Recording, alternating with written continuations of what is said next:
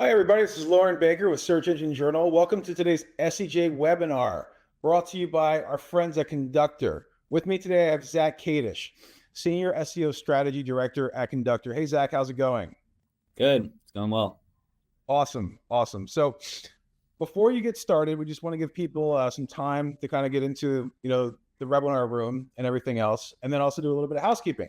So you'll see everybody that there's a chat box. It looks like Jonathan behind the scenes here has already told everybody welcome to today's webinar and said hi. Feel free to put in where you're coming in from. If you're attending today from New York, from DC, from London, from Bucharest, whatever it may be, just go ahead and type that in the chat box. It gives everyone a chance to kind of start talking and some interaction. And it's always kind of cool to see where people are coming in from. Also, underneath Zach and myself, you will see, Pura Vida from Costa Rica. Okay, that was quick. So also underneath Zach and myself, you'll see a bunch of emojis. So, Zach says, there's no negative emojis here, Zach. So Yeah, there's no thumbs down or anything like that. So they're all positive. So, as Zach is presenting, give him some feedback via those emojis. We all love them. We all love them. Not as many that are on like Google Meet nowadays, but this is still pretty good. So also, Zach's going to be presenting today for 30 minutes, and then afterwards, we're going to be doing a live Q&A. While he's going through the deck, please feel free to ask questions in the Q&A area that you see here. And what we're going to do is take some of the best questions and address them live at the end of the webinar presentation. About halfway through, we are going to be running a poll. So we highly encourage everyone to also vote on the poll and give us feedback from that end. And then we also do have in the handout section a link to the beginner's guide to website optimization. Feel free to go ahead and download that, and we'll be pinning it later on in the presentation. That way you guys can find it again if you lost it in the handout section. So I think that's everything from my end. Zach, I'm going to hand things off to you, and then I'll be back for the poll and the Q&A. Great. Thanks, Lauren. Appreciate that. Hey, everyone. Welcome to today's webinar. We have a great session today. We're really going to be talking about conversions and how to optimize your website to really boost this growth. There's been a lot of changes within Google, within search, within the last year. So we're going to really highlight whether you're in SEO, digital marketing, whether you touch the web to some degree, how you can make sure we're focusing on high quality conversions. Really excited for today's presentation. We're going to dive deeper into 5 essential areas on how to optimize your website to really get more traffic and more conversions directly to your website. Once again, I just wanted to introduce myself. My name is Zach Kadish. I'm a Senior SEO Strategy Director here at Conductor. Conductor is a website optimization platform, so we can really help you monitor both your organic performance from a content standpoint as well as a technical standpoint to really help you understand how you're doing and how you're showing up on the web. So let's jump into it today. We're going to first dive a little bit deeper into what website optimization really means.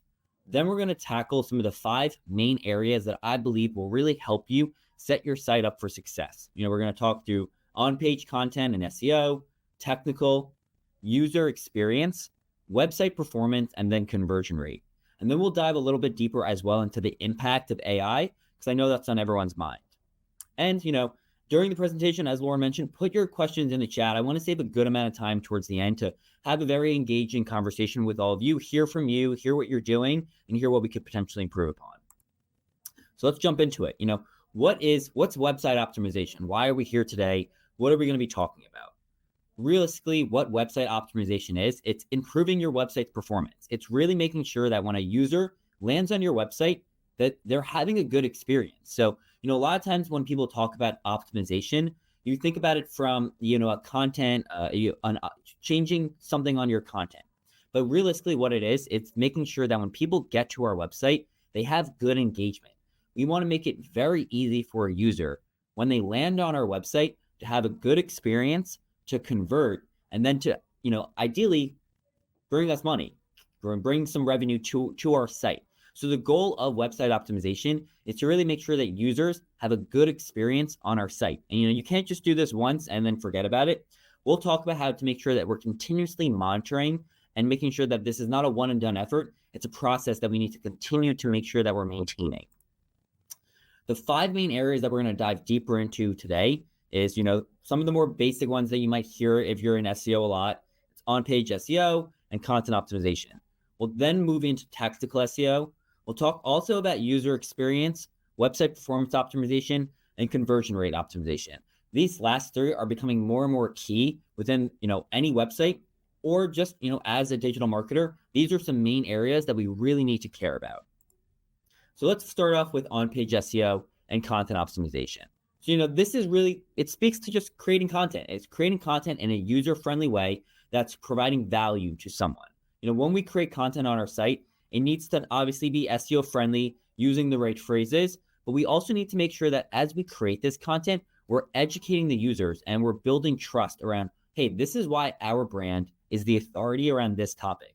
So as we create content, we can't just do this, for search engines. We need to really make sure that we're using the customer's voice and we're actually answering questions or pain points that users want.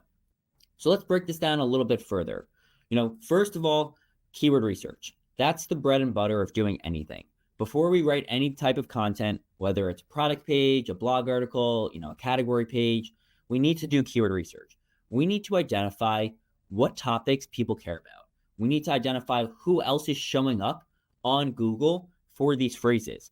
Half the battle is, are we even going to be able to rank for this content? What type of mediums are showing up? Do we need to create this in a video format? Do we need to create long form content? Do we see our direct competitors showing up? I always recommend to do keyword research to start the process. But that's not all nowadays. You can't just do keyword research, create content, and that's it. You also need to understand your audience's pain points. You need to kind of take a step back as your company and understand, like, what is this content for? Who would this be targeting? What does our audience really care about? So honestly, going through this process of mapping out different personas related to your audience's pain points can really help you figure out what type of content you need to create and what type of content you should create for your site. Again, we've seen a lot of AI generated tools out there where they're just kind of just generating content for you, and then people are just posting that directly on their site. I believe that AI is a really helpful tool to understand what type of content we should be creating. It takes tasks that could have taken many hours and we can do it within seconds. But we really need to make sure that you, as the authority in your brand, you're bringing your wisdom with this content. So, don't just take the content and publish it directly as AI spitting it out. Add your own tone and voice, add your own wisdom. That's the way that we can actually start to create more quality, value-driven content on our site that's helpful to users and that's actually answering their questions. That's really what Google wants to see. It wants to see their quality content. So we shouldn't just churn out content to hit a quota. We should really make sure that we're creating content that's providing value to the users and showing us as the authority. Of course, I'd be remiss to not mention optimizing your content for search. That's obviously very key. We need to make sure that we're following the basics. We need to use these relevant keywords that we're discovering in that first step of keyword research and adding it to your title tags, your URLs, your meta descriptions, your heading structure. Make sure that these elements are filled out properly and relevant for the user. That's really how we can bring users to our site. As Google crawls and finds our content, we need to make sure that they understand exactly what this content is about. And we need to make it very simple for them to understand, this is what our page is about. This is what we want to rank for. And, again, this isn't just a one and done process. Something that I'm consistently doing with my clients, sometimes on a more bi-monthly basis, sometimes on a quarterly basis, is running a content audit. This way we can actually better understand, how is our content doing today? Which content's doing really well that we should protect, which content's underperforming, and maybe we need to re-optimize this, and which content's not doing well at all. And maybe we can consolidate this or repurpose this or, do something with this to make it stronger. Again, if you are limited with resources, I recommend to at least run a content audit twice a year. I'm sometimes doing this on a more frequent basis to just have a pulse check of how this content's doing.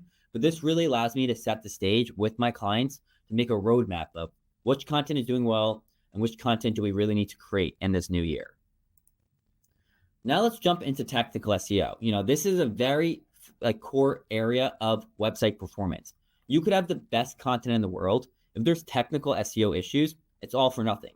So we really need to make sure that we are focusing on technical SEO, because that's one of the main ways that Google is finding our content.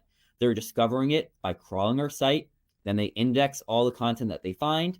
And then once they've been able to render it and understand what the page is about, that's when we're actually able to rank for certain keywords. So again, when we think about technical SEO, it's really to make sure that everything behind the scenes is working properly. If crawlers like Google or users can't access your site, then it's all for nothing. So we really need to make sure that we're maintaining and monitoring our technical SEO performance to make sure that all this is sound and we have a good foundation on our website. So again, these are a few areas that we should really be focusing on in terms of what to really make sure we have set up for success.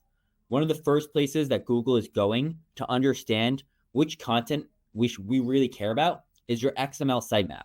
Basically, this is just a list of all your pages that are status 200 and indexable. So it's really the pages that you want Google to find and understand, like, hey, these are pages we really care about. These are pages that we really want you to crawl and index and then rank. Again, this is every time we're adding new content to our site, it needs to be added to the XML sitemap. And anytime you're removing content, unpublishing it, redirecting it, it's a broken page, you need to then remove that from your sitemap. You want a very clean sitemap that's structured properly for Google. It's also important to make sure that we have a good and clean site structure.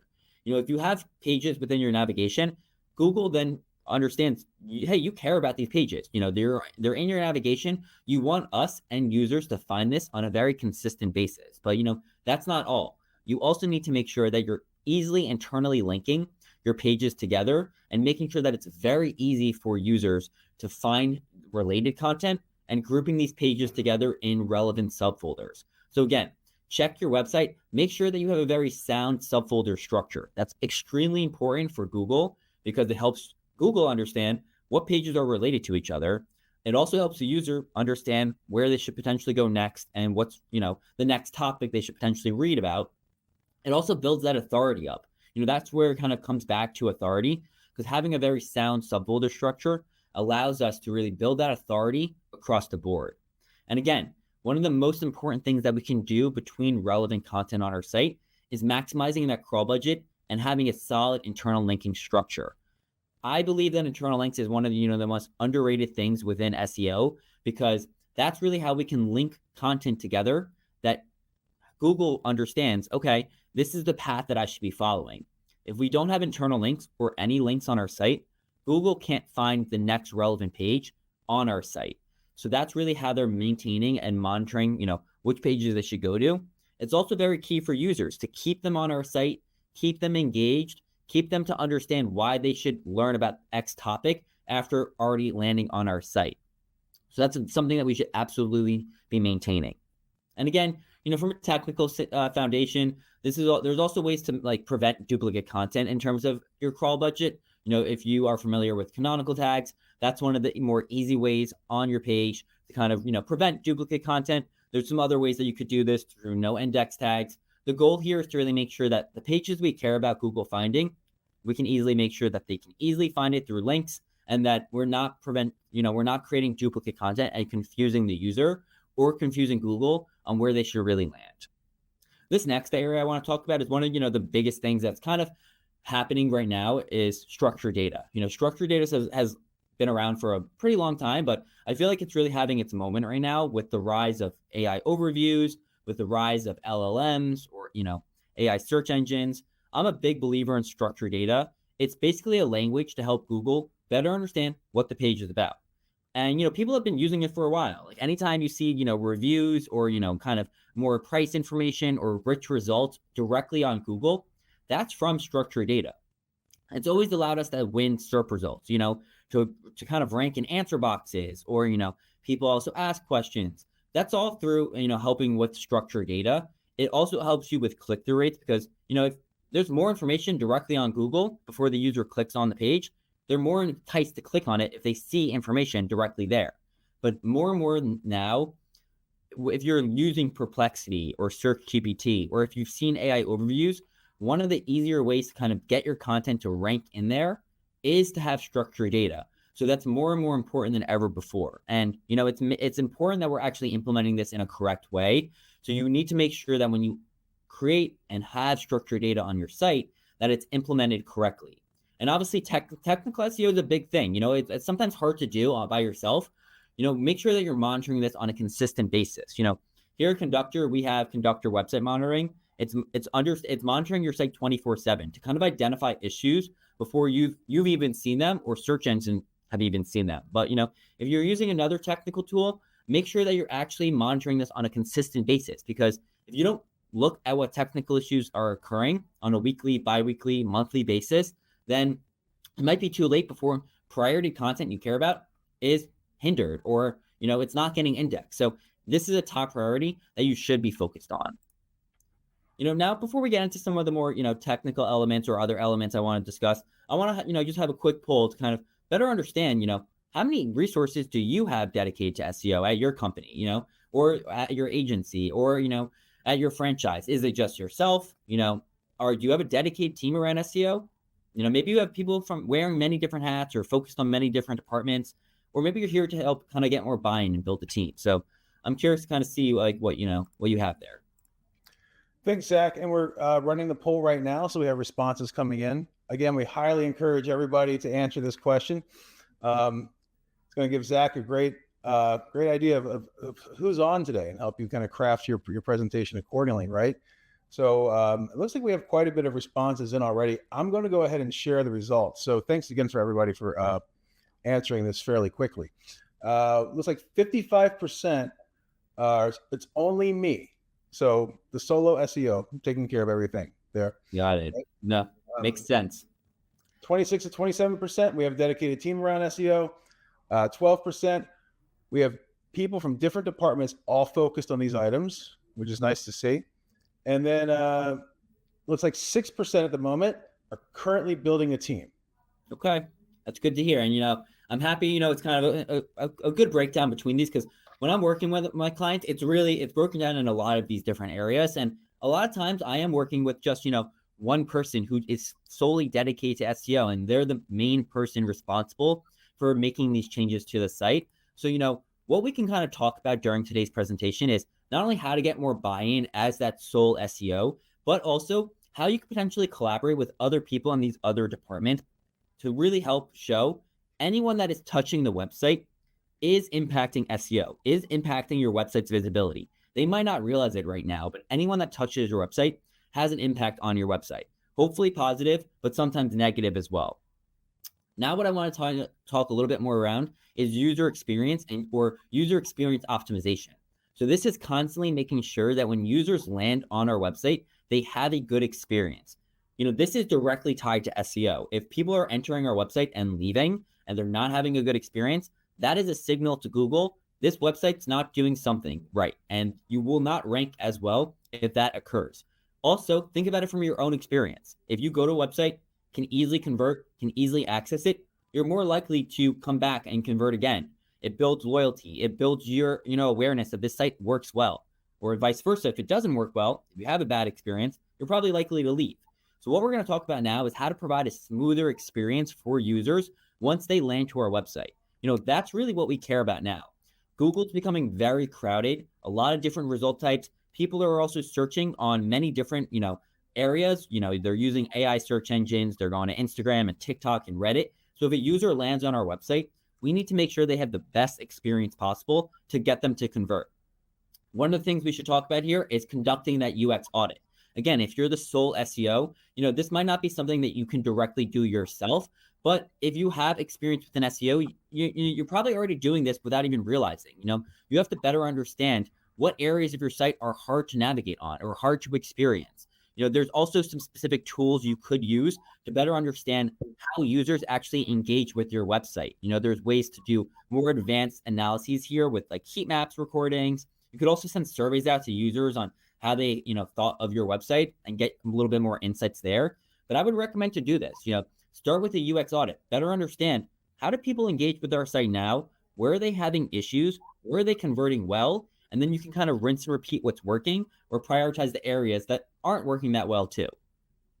Another thing you could focus on is also kind of looking at your website to better understand the menus or the navigation structure, where the areas on your site, like the footers and the navigations or the calls to actions on your site, that might be, a little harder to access. So take a look at those. Do they load slowly? Do they go to the right places? When a user lands on these places, we want to make sure it's as easy as possible for them to get to the category pages we care about. To get to the return policies or the FAQs or the areas on our site that might be a little harder for them to initially get to. We want them to make sure that they have a good experience on these places, especially if your navigation, your footer, it's on every single page on your website. If these aren't working properly, that's something that you should prioritize first. And again, I'm not saying to make all these changes all at once. Figure out what works and what doesn't. This is where you could do some A/B testing as well. Maybe you could update some certain areas on your homepage or on some certain category pages or, other key pages and test what works. Keep some of the elements the same on some parts of your site and change other areas and then see what works and what doesn't. Especially, if you are doing these A/B tests, it's better to do this maybe on a brand new part of your website than a historically, higher converting page, just because we want to kind of test out what works and what doesn't. The key here, though, is that user experience is directly tied to SEO, and it's tied to having a good experience on any website. So this is absolutely important to making sure that users convert. Another area that's just as equally important is website performance. When we're talking about website performance, we're really talking here about your site speed. We're talking about making sure that when a user lands on your website, they have a good experience and it loads fast and it's user friendly and they're easy to interact with the things that we want them to interact with. This is a direct ranking factor. Google rolled out a few years ago the Core Web Vitals, where this really became a ranking factor for sites, and sites that load really fast got a boost in their rankings. Sites that had a bad experience and did not load fast do not perform as well. So it is really important to make sure that you're absolutely prioritizing site speed, especially if you're launching new content. Those are elements that we need to really think through, and we need to make sure that we're, focusing on. Again, this is sometimes a harder thing to do by yourself if you lack development resources. So this should be something that you're actively thinking through and trying to get more buy-in around, because think about it from your own experience. If a site loads slowly and you land on it, are you going to convert on it? Are you going to leave? You're probably going to leave. And if this is consistently happening on your website, people might not be converting. You might be losing out on leads. You might be losing out on money. And you're probably also not showing up as high on Google. But even if you're not ranking that well, or Google's not the main thing you technically care about, if a user lands on your site directly, referral, through some other source, and it's still slow, that's not good as well. So, this isn't just about SEO anymore. It's really about making sure that when users land on our website, they have a great experience. And, here's a few things that we should be looking at. There's a lot of ways that we can actually monitor page speed. And, this isn't obviously a definitive list, but it's really to make sure that we're trying to work towards ideal goals and looking at the elements that Google is monitoring from a page speed perspective. A few elements that I want to call out here is like largest contentful paint. It's basically when you load a page, the element that's above the fold, the first thing that you see, you want it to be quick. You want the user to kind of be engaged and understand okay, something's loading here. I'm going to stay on this website. Same thing for Google. Google wants to see that content load very fast. And if it doesn't, that's not great. Same thing with, interaction. This was actually replaced by first input delay. But basically what it measures is it measures the amount of time that a browser takes to start processing something on your site or event handlers on your site. So again, you really want to make sure that when Google is getting to your site, when users are interacting on your site, these interactions are very quick. And again, if you use, page speed insights or other, tools to measure this, it will actually point out things that are not loading properly, things that are not working well. You might see some themes, you might see some, images or, scripts or code that is actually consistently not loading fast. And you can actually make some improvements across your template or different areas of your site. So again, you really want to make sure that there's certain elements that we're looking at here to make sure that users have good experience on your site. Same thing with cumulative layout shift. Imagine if you're scrolling on a page, you stop and the page moves around a lot. That's not great. That's not what you want. That's not a good experience. Google doesn't like that, and your users don't like that as well. So again, you really need to make sure that you're monitoring some of these metrics and then identifying what's slowing this down. What's hindering our website. This one's a little bit more technical, and this might be more impactful if you have a global audience or a global website. But there's ways to also reduce this latency with a CDN or a content delivery network. Basically, you can think about this from a sense if you have users in a lot of different different locations across the globe, This could be a way to actually help improve that speed. Sometimes there's a lot of sites that are delivered on a single server. So for instance, let's say my server's in New York. I have one user in LA, another in Melbourne. It's going to be a little bit different in terms of the speed because one user is really far away, one user is a little bit closer. So you could potentially have servers in different areas of the globe to serve them content in a better way. This way, if someone's very far from the server, they're going to get content that loads slower. But if you have servers closer to them, this way they can actually get content served in a quicker way. Something to think about if you do have a global audience or you're noticing you're having a lot of traffic from different parts of the globe. And then again, some of the more basic ones that I would, typically look at that are a little easier to look at is code. There's a lot of times code that are render blocking. Basically, they load slow. There could be JavaScript, CSS, other code within our HTML. Maybe there's ways in here where we could reduce the file size of some of these areas, or just remove certain areas that, we don't really need to load right away. Maybe developers are putting this in and it's actually slowing down our site. That's also something I'd recommend to look at. Or, making sure that the content that we really want users to see right away renders fast above the fold. Sometimes we could lazy load images or content, below hand. That's non-critical. So that basically means that it doesn't need to load right away when the page loads. Again, look at each page on your site, maybe pick a few different pages, put them through some of the page speed tools and see what's slowing your site down. That's one of the easiest ways to kind of take a look here. Now let's talk about conversion rate optimization. This is what I really want to hyper focus on because this is making sure that when users land on our site, they convert, they do something, whether it's signing up for an email, call to actions, converting in terms of buying a product. This is the end goal. This is what we care about. We want users to land on our site and buy something or, get their contact information because we want to make sure that, even if we're seeing big decreases in traffic from some other areas that Google's implementing in terms of AI overviews or people searching on different engines now, we want to make sure that revenue stays stable. We want to make sure that when people come to our site, they are converting. So we're going to talk a little bit more around how to make sure that, your conversion rate stays the same. One of the things that we can do here is we can make sure that on our site, we're, optimizing or rearranging certain calls to action. That's one of the most crucial things for conversion rates. We want to make sure that, if we have calls to action on our site, that they're placed in the proper, area of the site for users to see. We want to make sure that it's also a clear and concise language on the site as well. That way, it's relevant to what they want. It's specific to their goal. And we also want to kind of add a little bit more urgency here. We want to add some copy here to really help them understand why they should be converting and why they can get the best deal or the best service from us. And that's really where we can, kind of test out different types of copy on our site. We want to make sure that they understand what they're doing, what type of call to action they're, actually clicking on. Are they getting a guide? Are they adding something to their cart? Can they maybe start a free trial of our product? It's obviously only a few words, but this makes or breaks sometimes a lot of sites. This is really how we can understand what will actually get them to click on this call to action, what will get them to actually convert on our site. And again, this is where we can test things out. We can see what works, what doesn't. Maybe you test things out on different product pages, on service pages, see what works and what doesn't, and then start to rinse and repeat what's actually working. This is another thing that I'm always also doing with content audits is sometimes I'm not just looking at organic traffic metrics. Like, I'm not just looking at keyword rankings. I'm not just looking at sessions or visits. I'm also looking at, conversion rate. I'm looking at revenue. If I see pages that rank pretty well, get a lot of traffic, but maybe don't have the best conversion rate or don't have the most revenue, maybe there's something wrong on this page. The call to action isn't in the right place. Maybe we're using different copy than on these other pages. Maybe it's also being hindered by something from a user experience or a technical aspect.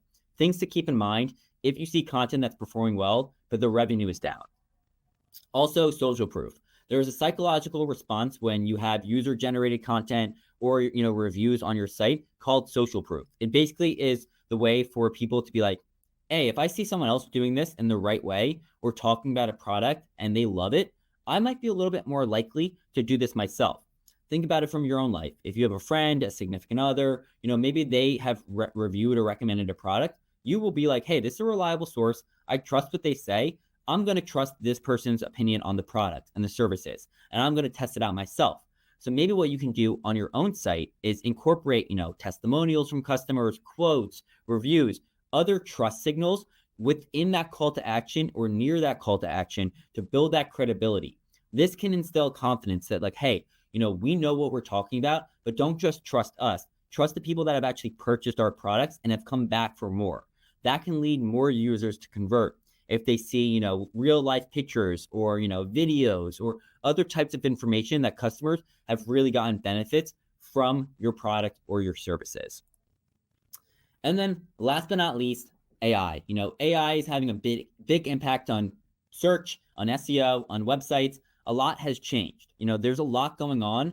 And sometimes it feels that, like, as digital marketers, that, things are rapidly changing each day in terms of content creation, in terms of what's going on Google. But, the main, what I'll really say as like a takeaway here is, like, despite all the changes on Google and within AI, the main core foundational elements that we talked about today still remain key. Those are things that you should be focusing on, because realistically, we need to make sure that we're building trust, we're building authority in the rise of generative AI and in the rise of Google kind of, releasing a lot of AI features with the rise of LLMs. We need to make sure we're following these basics to stay afloat.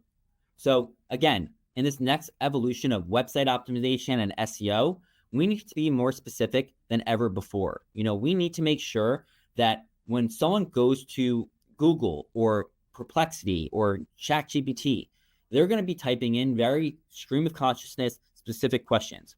We need to make sure that we create content around that. We need to make sure we're answering the user's queries and questions and really providing that information with our wisdom and our firsthand knowledge. Google and LLMs will take information from, a snippet. They'll take it from a forum like Reddit or Quora. They're taking it from very specific places now because that's where they're getting the information, and they feel that it's still helping answer the question that users want. Also, EEAT, that's one of the main principles of Google. It's one of Google's mantras nowadays. It stands for expertise, experience, authoritativeness, and trustworthiness. Basically, we need to make sure that when we create content, we show Google that we're the authority around this. And it's more so having authorship and showing that we're the authority around our content is becoming a necessity versus nice to have, because it really will help Google and users understand why this person who's writing this content knows exactly what they're talking about and why we should trust them. And again, we need to make sure that if you're working in SEO, that you also talk to other channels and you're thinking about other channels as well now too. It's not just about real estate, or it's not just about ranking anymore. It's about real estate.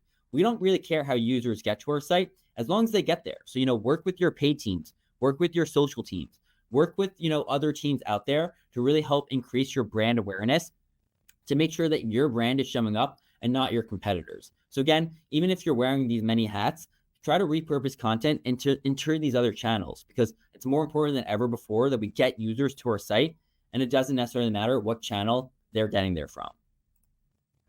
So again, just to kind of reiterate what authorship means, it means, as we create content, we want to have an author on the blog articles, on these pages, create authorship profiles so Google can understand who this person is, why are they the expert around this topic, or why they are reliable around this topic. And then on those authorship pages, you can actually, link out to other content they've written. You can link out to other social profiles that they have to show Google, hey, this is a person, this is why they're knowledgeable in this topic, this is why you should trust us. And again, you can also add structured data or schema markup to really highlight and make that point, a key. Here's just an example from Conductor's website. You can kind of have an authorship profile with, a headshot, their name, their title, breadcrumbs on the site so they can easily navigate back to other pages, what other content they've written, and then a little biography around why this person knows what they're talking about. So again, if you're not doing authorship profiles, I definitely recommend this for your content, because it's extremely important now to really prove out that authority. So again, this isn't just a one and done deal. All the things we just mentioned before, it's ongoing, and it does require collaboration. I know the majority of the people here said, like, hey, I'm the only one doing SEO. That's okay. But hopefully there's other people at your organization or other people that you're working with that you could start to, share this information with. So I definitely recommend, you can download the guide at the end of the presentation. It's in the handout. Every person that's touching your website is, impacting visibility. And they need to be aware of these core areas. They need to be aware that what they're doing on the website could impact your traffic, could impact your revenue. And, they need to be aware that if they do something that hinders this, it could be hindering traffic. So again, even the smallest tweaks could make a big impact on your site. But again, this is where you can kind of experiment, test things out, see what works. And then if something does work, you can rinse and repeat it and then kind of replicate that on other areas of your site as well. I know we talked about a lot of different things today. So would love to kind of chat with, all of you right now, hear directly from you, hear the questions that you might have around any of these areas or other areas that I didn't necessarily get to talk about. And we have had a lot of questions come in, Love that. Zach, and a lot of them have to do with AI. So I'm going to kick things off with one of the first AI questions that's specifically more so Google related. What are your thoughts on creating informational content with the rise of AI overviews and LLMs? It's a great question. And that's the top of everyone's mind right now, because a lot of people are like, why should I create content if I'm not going to get the clicks, if I'm not going to get the traffic from it? Because, a lot of this informational stuff is being answered directly on Google now in AI overviews. It's being directly answered in LLMs. I'm in the, camp where if you're not creating this content, you're definitely not going to get referenced. You're definitely not going to show up, and you're definitely not going to get the clicks because you're not creating that content. This could also be another way to kind of have a brand awareness or recognition play. There are studies that while this is decreasing click-through rate, if you're not in those areas, you're not going to be known as the authority in that topic, and people might still click on your site, or they might see you being referenced there and go directly to your site, or they might change their search a little later on, and that doesn't actually generate an AI overview, or they're not searching in LLMs, and your site will still show up. They'll remember it and they'll click on it. So again, I really recommend to still create informational content. It proves to Google you're the authority, and it helps users better understand why they should remember your brand around this topic. Very cool. Very cool. And then speaking of like AI overviews, there's so many different, I guess, chances to have visibility and share of voice now within the search, right? So there's traditional SEO, AI overviews, local/geo, knowledge panels. People also ask, and then App Store, App Engine optimization. What are your tips on being able to measure the visibility across all of those different options, and branded and unbranded? Yeah, it's definitely tough. Like, I mean, I work at Conductor, so I'm obviously using the Conductor platform. What we're doing is we track keywords, and then with those keywords, you can see which result types are generated in these different areas. So you can see if it shows up for an AI overview. You can see if it shows up for a local pack. You can see if it shows up in these different areas. If you're using another, SEO platform or tool, you can obviously see this in different ways too. That's one of the ways that you should figure that out though, like which keywords generate which result types. Monitor that on a consistent basis. Sometimes it changes, sometimes it's pretty consistent. That's one of the ways to figure out your visibility, because you can then start to see, okay, which keywords are typically showing up for which result types. How are we doing for the pages that rank for those keywords? Are we seeing an increase in traffic, in clicks, in impressions, in revenue? What's going on from that standpoint? So I do recommend to kind of set up that tracking and monitor this on a consistent basis. And then you can kind of make changes there. Then you can start to optimize for these different result types. But really the first step is understanding the keyword generation aspect and what is showing up for the keywords that you care about. And then, so we have the front end with, visibility, ranking, in AIOs, regular search, everything else. What about on the back end in terms of being able to track metrics, whether it's referrals or maybe conversions that are coming from AIOs, that are coming from ChatGPT? I had someone yesterday ask me about TikTok. Like, how do we track traffic from TikTok? I'm like, well, probably it's mostly type in and direct. So, but how can that be segmented and tracked? Is there something that's available within GA4? Is there something that has to be set up from a custom perspective? How would that work?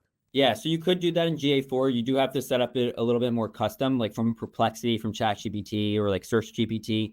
I've seen clients that have started to set this up within analytics, and it's pretty cool. They're actually seeing some traffic come from these AI search engines. A lot of times it's pretty minimal, like it's 1 to 5%, but this could grow, over time.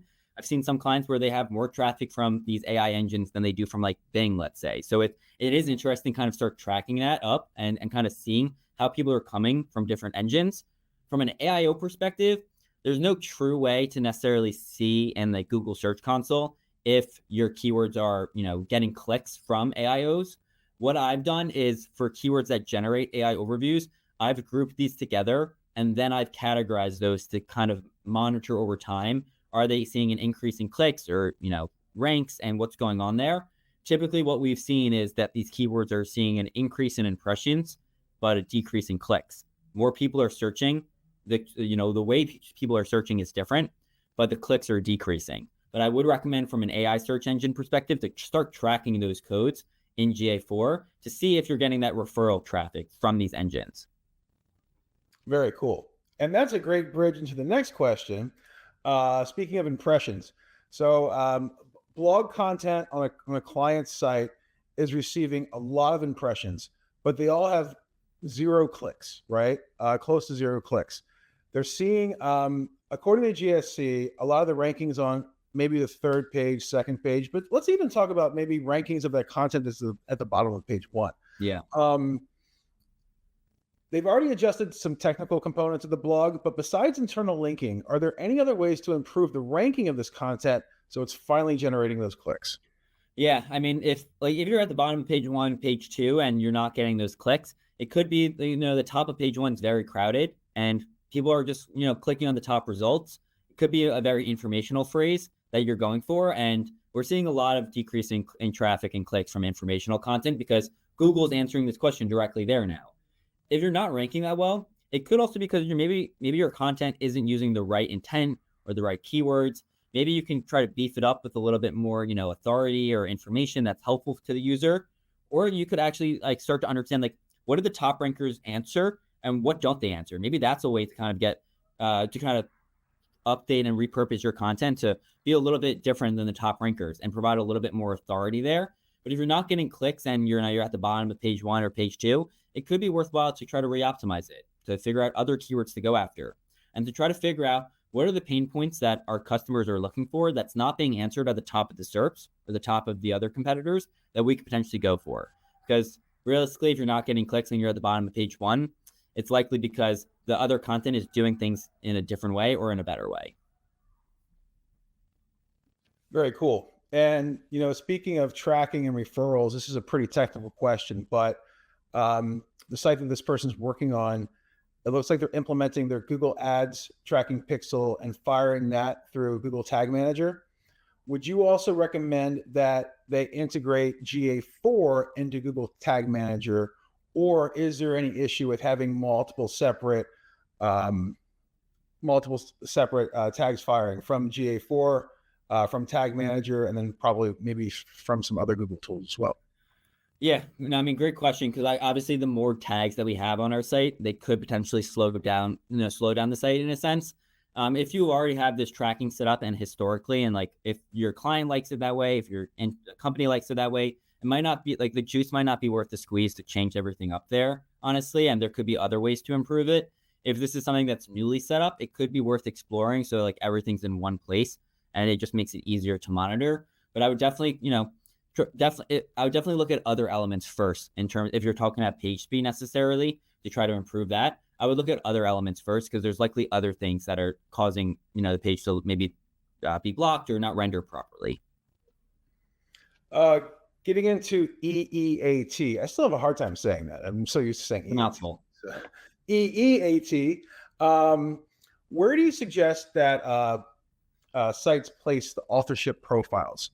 The top of the post, at the bottom, somewhere hidden. Yeah. What are your thoughts there? Great question. I recommend usually put it at the top, right when the person's reading it, it's in the byline, and usually you should also link out to their author profile directly there. That way it's very clear for the user to see that. But, different companies have different ways of doing it. It's also okay in a sense to have it at the bottom. And then at the bottom, you can have, the author profile still linked. You could have a little biography there about them, a headshot. People do it different ways. I really think that just having it on the page is better than not. So if your company doesn't want it at the top for whatever reason, put it at the bottom. That's totally fine. Having it on your page is more important than not having it at all. So I've seen sites do it differently. Are you a proponent of having both the author profile and then maybe a reviewed by or fact checked by component, especially in your money, your life, health oriented spaces, things like that? Yeah, that's a great question. And I think it depends on like the type of site you are. If you're a content aggregator and you're really focused on your money, your life type of content, I would recommend doing what you just said and having both, the written by and then fact check by. Like, Healthline does this. I believe Bankrate and NerdWallet do this.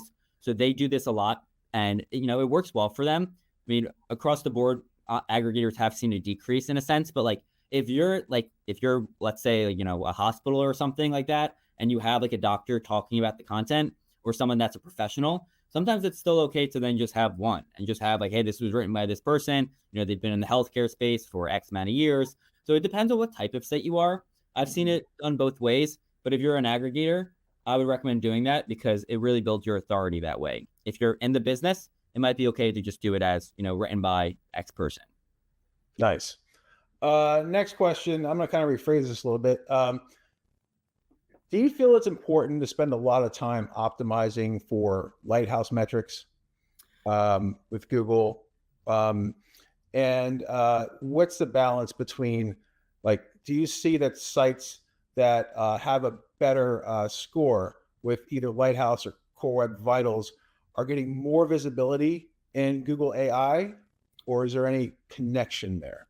Yeah, like honestly, I wouldn't spend too much time on it because it's not gonna necessarily like if you move up a few percentage points, you're not gonna instantly go to the number one ranking. This is more so if like something's really, really hurting your site and you have terrible page speed scores, then it could be important to focus on and important to prioritize. I also think it's more about working this into your process. So like working with your developer teams to like or your design teams that the images are rendered properly or loading in a good way. They're not using bloated code. Again, Right. I don't think it's the first thing that you should tackle. It's also something that's not instantly going to increase your rankings across the board. It's definitely more of a nice to have, and it's making sure that we're just doing okay with page speed, and there's nothing that's really hurting your site. If you go to your website and it's taking forever to load, then it's important to look at. If you're trying to just go up 1 percentage point, it's not really the biggest deal. And I would focus on other elements like using the right keywords, structured data. That's really how you're going to get into these LLMs and the AIOs. So speaking of structured data, I had a lot of questions about different types of platforms, right? Yeah. So I'll start out with WordPress first and then maybe Shopify. Are there any WordPress plugins that you highly recommend to integrate probably a more robust set of structured data into the site? It's a great question. I'm not actually super familiar with certain plugins that you can necessarily use there. I definitely go ahead and try to just Google that or like look on different forums to kind of get a good answer there. What I've been using with my clients for structured data is, I'm using schema.org validator. I'm using Google's rich results to, better understand, hey, is this working properly? At Conductor, we have a way to actually show you if your schema markup is implemented properly. There's other tools out there that can do that too. And I've also been using like ChatGPT and other things to help generate code and generate, and type it in. And it's like, hey, is this right? Is this working properly? So I've been using some of those tools to actually help understand schema markup. But I definitely would recommend to kind of check around, ask people in the community to kind of see what they might be using. Yeah, it's cool. Yeah, I've used ChatGPT for that quite a bit. Sometimes it gets lazy though. Like there'll be like 10 questions and I'll only do like 8 of them for some Yeah. reason. And Yep. then I'll like rewrite one of them entirely and just like start going nuts and rewriting. Yeah, and you're like, well, that's not what I was talking about, and that's where AI hallucinations come in. So don't just take it for its word. Like that's where we can come in and be like, okay, like this helped half like 80%, and I'll do the rest. Yep, exactly. So this is a little bit of an advanced technical question, but it's an interesting discussion. So you have open source solutions like WordPress that have a huge depository of plugins to utilize. The Shopify App Store, tons of different plugins that can help from a schema and structured data perspective. Do you have any pointers on how to improve technical SEO in more kind of closed space solutions such as Wix or Squarespace, where their libraries and options on the site may be a little bit more locked down? That's a good question. Yeah, and if that's how your clients have been building their sites out, I'm typically working with different CMSs versus those. So I don't honestly have the most experience with Wix and Squarespace personally, but that is a good thing to potentially bring up. Like look within those communities to see what other people have kind of had challenges with there as well. It could also be helpful to, run some certain crawls in on those sites that are built with those different areas to see what's not working well or what could potentially be improved. There's likely things that you could have like, some quick wins around. There could be things that you're like, hey, this isn't possible to really do. Maybe that's working with the teams there to see if like, hey, is this something you can work in the roadmap so that we can actually take action on it? But personally, I don't necessarily work with those specific ones. So that would probably be a good question to ask people within their communities as well. Got you. Got you. So I have a question about old versus recently updated content. How does Google treat recently updated content? Let's say on the blog side, and then if a post is updated, should that publication date or modified date also be updated, and is that beneficial for SEO? Yeah, that's a great question. Google cares about freshness. Google wants your content to be fresh, especially if you're talking about things that have like recently happened, or if like, there's things that are happening on your like in your industry, you should be kind of talking about it and helping answer those questions. So, overall, you should be kind of updating or creating fresh content throughout time. I've seen some debates around like if you have both like the date added or date published versus date modified. Sometimes there's studies done where it's like just having one is actually more beneficial for SEO versus having two or both of them. So there's ways that you could still like update your content, and you don't necessarily need to have both versions. You could just have, replace the date published with, hey, date modified on this date. So that's what we do on Conductor as well. We don't necessarily have date published, we have date modified or date updated. So that's something that you can definitely explore. But if you are updating it, I would absolutely recommend to add, hey, this is when we when we published it, when we updated, excuse me, because it shows Google, hey, this is fresh content. This was updated with recent stats or information like that. Yeah, the recent stats and the information is really important. We update a lot of our content at SEJ like all the time because we don't want to be giving people just outdated information or outdated tutorials. We want to make sure it's the most freshest, best information you can. But then also some of your content is things like, pricing or whatever. The last thing you really want, I was working with one project, and in the AI overviews, it brought in a completely different pricing for a product line that was on the website because it was pulling it in. It was pulling it in from actually services. It was pulling it in from a really deep page, almost like a PDF. Wow. So we just put together a blog post and a page, making sure all that stuff was there, because then people see a price within AIO and they call up customer service and like, well, how come Google's saying that this costs this and it costs that? So I know it's crazy that there's so much content showing up in AI reviews and it might not be accurate or it's outdated. And sometimes people are taking it like, sometimes people do trust it. Sometimes people scroll past it. So definitely, kind of scary to see. And yeah, absolutely. I'm going to Search Engine Journal all the time to stay up to date with what's happening. And that's why, especially with things changing every day, we need to kind of update it to kind of come up to, what's happening in the industry. And I'm going to the Conductor blog all the time to find to find new things that have happened in the industry too. One other quick tip is you might want to also give a reason, right? It was updated on this date. Here's why we updated. Yep. Here are the points, but don't give the reason, oh, we updated this to rank higher in Google, right? Yeah, don't do that. And like also, yeah, that's a great point, Lauren, because like when you're updating it, it shouldn't just be update to update and make it fresh. Like you should add that valuable content. You shouldn't just be changing a few words and be like, oh, we updated it. Like, add new stats, new information, add something that's valuable to the user and that Google will see like, okay, this is why they updated it. That's good to see. So we had kind of touched upon this a little bit, but getting back into like the world of AI and things like that. They've noticed a decrease in traffic and clicks from informational content. Yep. How can they better explain this to their client, to their business, to the internal executives, and what would the next steps there be? So we have all of these changes happening, still ranking, seeing less traffic and clicks. What's a good way to explain that internally to your client or to your possibly your executive team when it's time to do your quarterly reviews? Yeah, no, this is a big question that I'm getting, a big question that everyone's asking, because realistically, traffic is not going to be the best metric anymore. Same thing with clicks. It's not, especially for informational content, it's not going to be the best metric to be looking at in terms of your performance. It's just not anymore.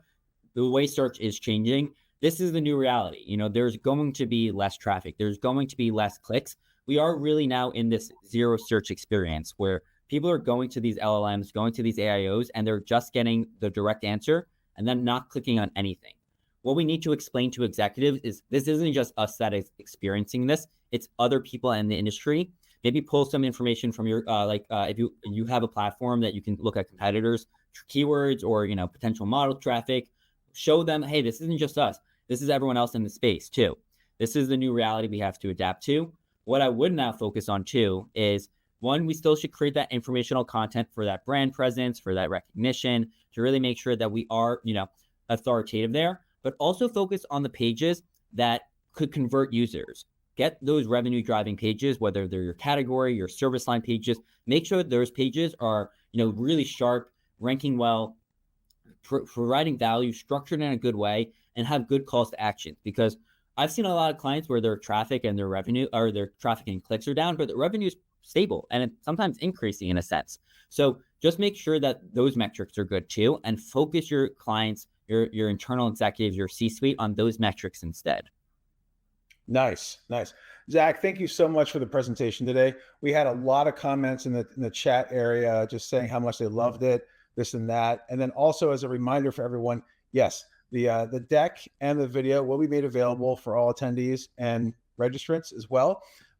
Just as a reminder, we do have the handout, the beginner's guide to website optimization. You should see that in the upper right-hand corner of the webinar panel. So feel free to give that a download. And where can people find you online if they have any follow-up questions? Yeah, absolutely. You can connect with me on LinkedIn. I'm always sharing, industry updates, things that are going on in terms of AI overviews or things like that. So, feel free to connect me there. I'm also, creating content on Conductor's blog as well. So obviously you can, always check out some articles that I've written there, but obviously would love to, share more insights with all of you on those platforms. Awesome. Thanks, Zach. Again, that was Zach Kadish at Conductor. Really appreciate the time that you've put together with this presentation today.